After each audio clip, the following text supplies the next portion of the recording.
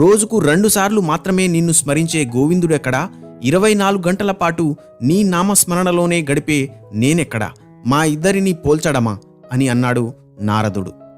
చిరునవ్వు నవ్వాడు శ్రీమన్నారాయణుడు. నారదా, నాకొక చిన్న పని చేసిపెట్టు. నూనెతో పూర్తిగా నింపబడి ఉన్న ఈ పాత్రను నీ చేతులతో తీసుకుని నా దర్బారును 3 సార్లు ప్రదక్షిణము చేసిరా. కాని ఒక్క బొట్టు నూనె కూడా క్రింద పడకూడదు సుమా అన్నాడు. అలానే నారదుడు నూనెతో నిండిన పాత్రను చాలా జాగ్రత్తగా పట్టుకుని ఆ దర్బారును 3 సార్లు చుట్టాడు. ఒక్క బొట్టు నూనె కూడా జారి క్రింద పడలేదు. గర్వంతో నారదుడు, నారాయణ, ఇదిగో నువ్వు చెప్పినట్లే చేశాను.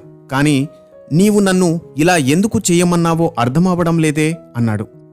నారదా, నువ్వు నూనె గిన్నెతో నడుస్తూ నా నామ సంకీర్తనం ఎన్నిసార్లు చేశావు అని ప్రశ్నించాడు శ్రీహరి. ఆశ్చర్యపోయిన నారదుడు, ఇదేం ప్రశ్న స్వామి,